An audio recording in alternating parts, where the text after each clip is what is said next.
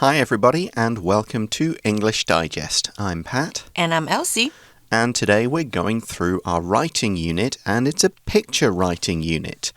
We'll get to the picture in a moment, but the focus of the article is generally on wildlife and protecting wildlife. Have you ever encountered any animals in the wild, Elsie? In the wild? No, but on the road, yes. All right, give us a story. So does that mean in the wild? Kind of. So I was in the US and we were driving and the deer just ran out of nowhere in front of our car. Gladly, we didn't hit the deer. Okay, so that's almost exactly what this poster is going to be about. Yes. You've had first-hand experience This is the same thing, but I didn't see the poster. Okay. It will happen. There are plenty of wild deer in the UK as well. There are some slightly more tame deer. There's a big park in the middle of my city with a big kind of country house, an old sort of big English stately home in it. And there are herds of reindeer that just wander around, and they're pretty used to people by now, so they might come and see if they can get some food from you and stuff. The only other thing I've been fairly close to, apart from, birds, squirrels, and the odd snake, is, and it wasn't quite in the wild, we were in Canada, and we were up a mountain near Vancouver, and we knew that they were there, and they were behind fences, but they had two grizzly bears in a little enclosure.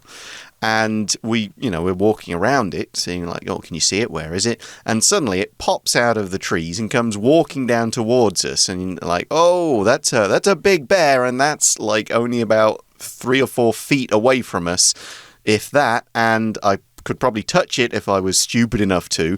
And there's only a fence between me and that bear. And that bear, if it really wanted to, could probably shove down that fence. Okay, so that was an interesting moment. Right. And you reminded me, I also saw some turkeys. Oh, okay. In the wild? In the wild. Fun. Just in the backyard. Of Adam's parents' house. Okay. Yeah, that's pretty cool. That is kind of fun. But yeah, deer is a good example because that's what we're looking at in this article. And of course, deer do cross roads. They run across roads, and in various parts of the world, that means that there can be collisions between them and cars. So that takes us to our topic and our instructions. The instructions are, the picture above is a poster, and you can see it in the magazine. It's these deer crossing a road with a car and a message. And the instructions carry on. What messages do you think this poster tries to convey? What did the maker of this poster capture in the moment of the creation of the poster? Please write an essay to share your observations. And it gives more detailed instructions in the first paragraph. Describe what you see. Who, what, where, when, and so on, as well as the message in the poster. And in the second, as a reader or someone looking at the poster, what do you think about the issue the poster raises? Share your viewpoints. The article should contain around 120 words in length. 提示的部分写的是下图为一张海报。你认为这张海报想要传达什么样的讯息呢？而制作这张海报的人以此画面想要呈现的用意是什么？请根据这个海报写一篇英文作文，文分2段。第一段呢，描述海报中的内容，包括发生了什么事情以及它所要传达的讯息。那第二段呢，就针对这张海报提出的议题，表达你自己的看法。那文长至少是120个单词。接下来要到 develop and approach 的地方。第一个，单图式的看图写作想象空间比较大。那在叙述的人称选择上面呢，也有一定的弹性，而且在描述图片内容的时候可以把画面的呈现当作静态的一个点，放大定格当下的细节，亦或是呢，把图片本身当作动态故事起承转合的一个环节，那将其呢视为叙事的起点、背景原因，或是过程，或是结果。那依照提示要求，本次的单图式看图写作可以参考以下的步骤，等一下我们会说明。So the main idea of the first paragraph is to describe the poster. It's important to get all the key details. Usually we'd want to start with the most obvious detail, the actual picture, and then move on to the words. Now you might see there's some very tiny writing in the bottom right corner of this picture, but we can hardly read it, so it's not an important detail to include. Don't bother. 那第一个我们要注意的是，第一段要先仔细观察图片的内容，我们可以用到5个 WH 一个 How 来解读图片所要传达的讯息。之后呢，设定整篇故事所要表达的主旨，并根据该主旨呢，将各项图片细节串联为一个合理而且生动精彩的故事。那再来呢，第二段我们要所提出的看法或观点，必须要呼应或是紧扣前段故事中的细节或是情节的安排。Answering all of these what, where, when, how, why, and who questions are definitely going to take up a lot of words, so describing the picture should be fairly straightforward. 再来我们要注意到的是选择适合的人称，要提供叙述的角度。第一人称，那就是我在海报中发现，用 I 来说。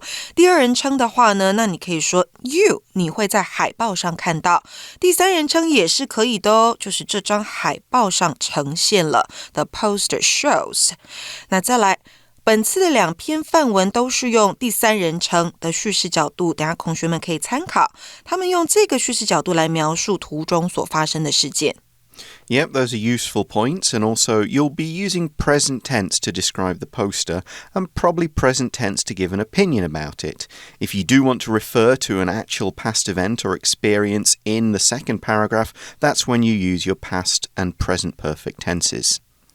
再来，时间上图片所捕捉的通常是已经发生的事件，所以时态原则上是要以过去式系列来进行的，像是过去简单式、过去完成式或是过去的未来式，也就是用到 would 这个字。然而呢，也可以像我们本次2篇范文当中，为使读者呢能够有置身于图片画面的临场感，我们选用的是现在式系列。It is still important to have an introduction, a body, and a conclusion in this first paragraph as well. The introduction is your topic sentence to tell readers what is being described.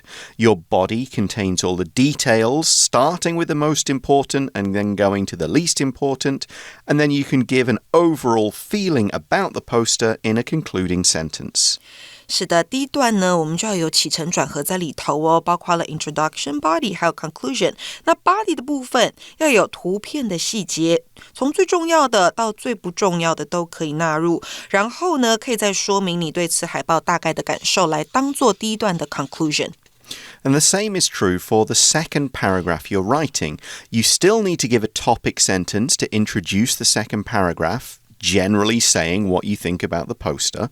The body of the second paragraph is giving your reasons, your opinions, maybe some supporting detail, and your conclusion will sum up your overall opinion again. It'll return back to the topic sentence, not provide anything new, but just sum things up. 是的，在第二段当中呢，主题句可以带出你对海报的想法，然后你要给出理由跟意见，最后再带出结论句。Now, often with our writing units, you'll want to do some brainstorming, and we will talk about different approaches to brainstorming. We might have charts, diagrams, lots of different approaches. Right here, we don't really need to brainstorm too much, but we can still consider our 5 W's and 1 H. So we'd start with our what. So what can we see in the poster? We see 2 deer in the poster, and a car, and some trees. So where are they? I think they are in the forest. Yeah, and on a road. Maybe next to the forest. Okay. When is this poster probably, or when is the time, I guess, in the poster? Probably at night. Right. The car's got its lights on and the sky is kind of dark. So what is the message of the poster? The car is about to hit the deer, so maybe it's reminding the driver that he needs to slow down. Right, and we can make an even simpler answer because the words are right there. Don't kill our wildlife. And then we've got a who. Who provided this poster? Who created it? Probably from the government. Yeah, it says the Department of the Interior and something on the poster. We'll get to that bit in a moment. So we've got a lot of those. And then the how would be the second paragraph. How do you feel about the poster? I feel the poster is sending an important message to all the drivers. Exactly. It's a useful message. So that is some very basic outlining, brainstorming. You don't really have to get too clever with a chart or a picture or anything here. Just make sure you've got your 5 W's worked out, your 1H, 5 W's, what, where, when, who, why, how. So now let us make an outline, put this into the right order of sentences, get our thoughts down, and of course we will connect the sentences and add more details later on. So we start with paragraph 1, the introduction, and we're taking this from our basic sample, and its introduction is, this picture shows a pair of deer running across a road at night. So this focuses on the main part of the image. It gives information on the time at night, the place, a road, and a picture. Now, we could have said poster here, poster, picture. It's both okay. So a lot of information is being communicated very effectively in just one sentence. 所以在第一段当中的主题句啊，我们可以看到主角、时间、地方都出现了。The body of the first paragraph gives us the rest of the details. We've covered the deer and stuff like that. The road appears to run through a forest, so that's our where. A car is driving toward the deer, that's our what again. And on the poster it says, don't kill our wildlife, so that's the why. Why is this poster here? What's it doing? 第一段当中呢 ，introduction 主题句出现之后，再来就到 body 的部分，所以这边的 body 就提供了很多的细节，像是第一个，这条路好像是到森林里面的；第二个，有一台车朝着这个路开过去；第三个，海报上写不要杀害我们的野生动物。And now we get the concluding sentence of the first paragraph to summarize what all of these details about the poster mean when you put them together. D. The poster warns people to drive carefully at night to avoid accidentally hitting wild animals. 第一段的结论句啊，在说的是海报的目的是要警告人们晚上开车要小心，不要撞到路了。那再来就到了 paragraph 2 第二段的部分。Right, this is where we get the person's opinion, and it starts with the topic sentence for paragraph 2. I fully support the idea of this poster. So the topic sentence is a very clear message of support for the ideas, like, yes, I agree, don't kill the wildlife. I mean, to be fair, we're not going to get many people saying, no, this is a stupid poster, it's the deer's fault. But yeah, I think it's pretty obvious that people will be like, yes, yes, good idea. 对啊，99%的人应该都会同意这个海报想要传达的讯息。那这个作者也是一样的，他这边带出自己的意见，他说我完全同意海报的说法。But of course, in a writing unit like this, it's not enough just to say, yep, good idea, I agree, let's move on. This is a writing sample. Add more details. Explain why. So we have the writer's reasons for supporting this idea. A. I think many people drive too fast at night because there's less traffic. Okay, that's an interesting point. It's not related to the poster, but it's using the writer's own opinions. B, this can lead to accidents. So again, a logical, they're driving too fast. This can mean accidents. And of course, not just with animals like in the picture, but with other cars or just crashing into walls. And then C, because many animals are endangered, we should do our best to protect them. So again, using supporting ideas. Of course, we want to protect animals. 是的，在第二段的 introduction 当中，你带出自己的意见，那到了 body 的部分，你就要提供理由跟支持的想法。所以第一个他说的是晚上大家车速都比较快，因为路上车子比较少。第二个，这样会导致车祸。再来第三个，因为很多动物都已经濒临绝种了，所以我们要尽全力的保护它们。接下来再带出第二段的 conclusion。 Here is the conclusion.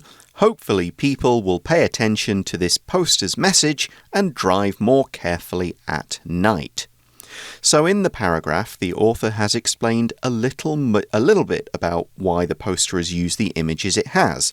It doesn't really go into many more details or a huge amount of depth in the subject. It mentions the more obvious ideas. But remember, this is the basic sample. It answers the questions, it meets the instructions requirements, it doesn't miss anything out. Yes, there are things you could do to make this more advanced. We'll get to that when we look at the other sample. But in terms of meeting the requirements and providing a good, clear piece of writing, this certainly does the job. 没错，那不论呢是基础还是进阶范文 outline 架构都是非常重要的。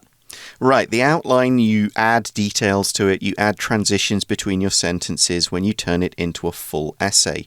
You follow the logical structure, you make sure you're not leaving out details. And I do say this every time, but it is easy to include a lot of information that's not related to the point if you just start writing your essay without a plan.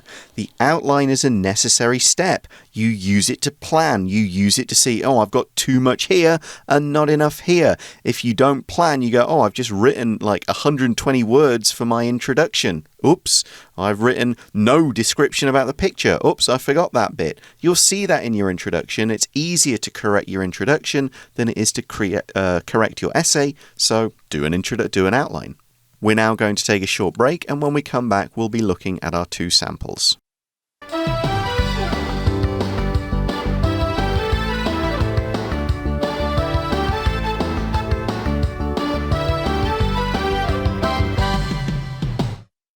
So we're going to start now with our basic sample. It says, this picture shows a pair of deer running across a road at night.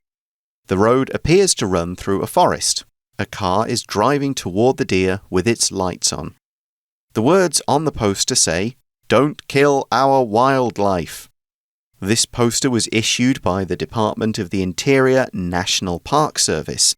It's clearly warning people to drive carefully at night in national parks and other natural areas so that they don't accidentally hit and kill wild animals. I fully support the idea of this poster. In my opinion, many people drive too fast at night because there's less traffic on the road. This can lead to accidents, and not just those involving animals. Since many animals are endangered, we should do our best to protect them. Hopefully people will pay attention to this poster's message and drive more carefully in the countryside, especially at night.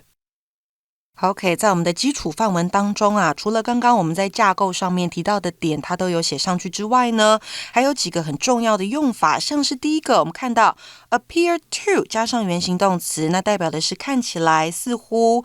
它用到的句子是 The road appears to run through a forest， 也就是这条路看起来好像是会通到一座森林里头。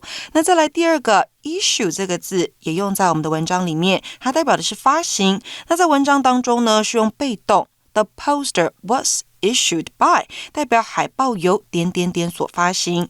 那接下来呢，还有看到 warn 也就是警告的用法，像是呢 warn somebody to do something or warn somebody not to do something， 那就是警告人们要做到或不要去做某事。那我们看到文章里面写的句子是 It's clearly warning people to， 也就是海报清楚地警告人们要做到某事。那最后啊，第四个要提醒同学的是，还有用到这个 I fully support the idea of this poster， 然后他接着 in my opinion 来带出自己的看法。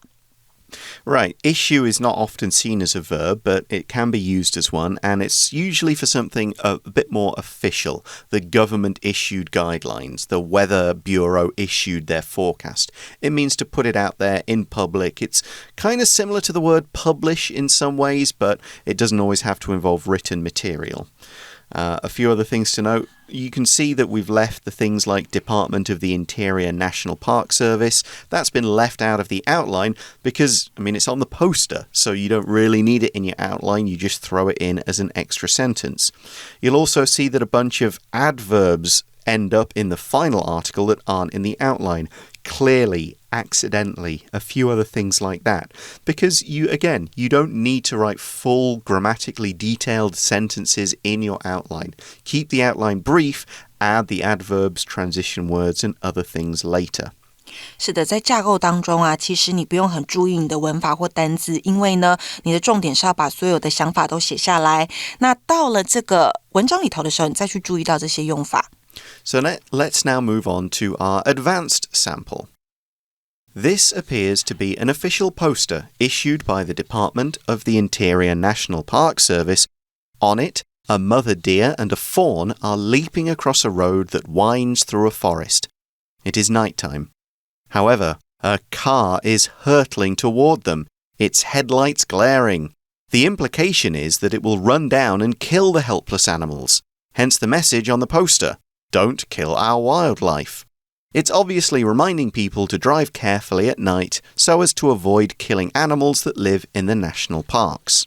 While it's easy to get behind the idea of protecting animals, I don't think this poster is helping much. While it does warn people to be careful, it's likely that there are already road signs cautioning drivers about the same animal-related hazards. However, there's very little they can do if a deer springs out in front of them at night. In my opinion, the Department of the Interior National Park Service would do better to construct wildlife crossings that allow deer and other animals to bypass roads completely. These crossings can be found in many national parks worldwide and have been shown to work in reducing animal fatalities. A wildlife crossing would certainly be a better investment than a few hundred posters that only warn people about a problem without actually tackling that problem's root causes. Okay, so here more details about the poster are given in this advanced sample. 我们看到呢更多的细节被写出来了。好，在第一段的部分，那用字呢也生动很多，像是 leaping across a road, hurtling toward them。好，这些字都是比较生动的，等下会做解释。那再来啊，第一段的最后用到 the implication is that 带出海报想要表达的想法。And then, in the second paragraph, the writer suggests a way to address the problem. 这边提出了具体解决问题的办法，好，是我很喜欢的地方。那他提出的是要设立 a wildlife crossing.Yeah, exactly. Now, of course, we've got some fancier vocabulary. Instead of jumps, we've got words like leaps, springs, and so on. Headlights instead of lights, headlights glaring. We'll get to that grammar in a moment. So, yeah, you can make your sample more advanced by adding a few more descriptive adjectives to really paint a picture. But we've got the same sentiment towards the poster here. It's good, but the message is that the poster isn't doing enough. And in this kind of article, the writer has used some real-world knowledge to support their position. So you might think, well, how can I do this in a real exam? Well, the answer is read a lot. Read the news, pay attention, understand more about the world. The more knowledge you have, the more you understand, the better able you will be to use your real-world knowledge and put that and add that into any type of essay. 是的，多听多读多看，增加你的 background knowledge 背景知识，对写作也是有很大帮助的。Yeah, it's absolutely fine to put that in an article if it really shows you understand what you're talking about. So let's take a look at some of the grammar used in the article. OK, 我们这边看到有一句话相当重要哦，它是 However, a car is hurtling toward them, its headlights glaring. 这个是一个独立分词构句，两句呢由连接词连接的子句，主词不同，一个是 a car， 一个是 its headlight。在简化之后啊，动词转为分词片语的那一句仍然保有它的主词，那这个用法就是我们刚刚说到的独立分词构句，它动词简化为分词的方式啊，跟一般的分词构句是相同的哦，就是原主词主动的话，那就是转为 VING， 被动的话，那就是转为 VPP。那句型呢，我们已经解释完毕了，所以给同学们一个例句 My curiosity satisfied, I closed the search window and put my phone away. 我的好奇心得到了满足之后啊，我就关上搜寻视窗，并且把手机放在一旁。所以你看到主词 my curiosity 还是存在的。Here's another example. The ship jumped over the high ocean waves. Its sails and ropes stretched to their limits by the strong wind. 那接下来第二个我们要看到 would 的用法哦。A wildlife crossing would certainly be a better investment. 这里的 would 是用过去式助动词表示与现在事实相反的假设语气，因为国家公园管理局并没有新建动物路桥，所以呢这个投资是不存在的。那设想现在未来成真的事件或状态，我们就要用假设语气。For example, we can also say it would be great to travel around Japan, but sadly I don't have enough money. 要是能去日本旅游就太好了，但可惜我现在是没有足够的钱，没有办法去。Yeah, would is good for these hypothetical situations. We don't have a wildlife crossing. It would be a great idea if we could get one, that kind of thing. So now let's look at some of the other vocabulary words and phrases from this more advanced sample, starting with the word fawn, which is just the correct name for a baby deer. Most animals have certain names for the baby forms: lion cubs, wolf pups, deer fawns. 也就是幼鹿。Okay, we've then got hurtle. Hurtle is to move in a very fast way, but not a very controlled way. If something's hurtling towards you, you think, oh my God, this is not going to stop. 在我们的文章当中，同学们应该可以猜出 hurtle 的意思了哈，它代表就是猛冲。We've then got the car's headlights. These are the lights in front of a car or at the front of a car that you would turn on when it's dark. They would show you the road in front of you or through the fog, whatever it happens to be. We call them headlights because they're lights on what is essentially the car's head. Headlight 代表就是车头灯。And these headlights are glaring. We're not talking about glaring like you're looking at someone angrily. Here, glare means to sort of shine very brightly in a way that would probably hurt your eyes if you look directly at them. 也就是动词发出强光。那再来呢，就是 implication， 刚刚有提到的这个名词。Yeah, implication is the meaning. It's not directly stating something but it is showing you it without expressly telling you it. 也就是暗示。So then the writer says it's easy to get behind the idea of protecting animals. Here, to get behind something, we're not talking about actually moving to behind somebody. We're talking about supporting. If you get behind somebody, you support their idea. You back them up. You go, yeah, I agree with this. I can get behind that idea. Get behind 在这边代表的是支持某想法或主张，你可以把它想成你到它的后方去支撑它、支持它。So a bit later on in that paragraph, we've got the word caution used as a verb. When you caution someone, it's the same as saying you warn them. 也就是警告的动词。Then we've got the word hazard, which is the same as a danger, a problem, something that could be dangerous. 危险。再来还有 spring 这个动词，代表的是跳跃。Yeah, just jump. It's kind of like a springy legs doing. Then the writer says the government, this National Park Service, would do better to do something else. To say something would do better to do something means you should do this. This is a better idea. This is a slightly rarer way to suggest something would be a good idea and a better idea than what you're doing now. 也就是做点点点是比较明智的选择。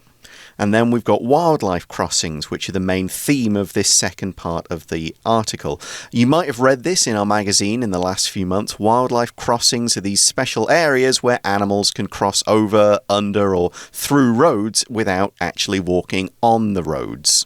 穿越道，它就是我们这边 crossing 的意思。Of course, we have pedestrian crossings as well, which is where people are allowed to walk across the roads and should do safely. Yeah, zebra crossing. Yeah, and if you can do this, you bypass something. To bypass a road would mean to go around it or to go over it. If you are driving and you say, oh, well, let's bypass this village, it means you go around it, not through it. 就是绕道而行。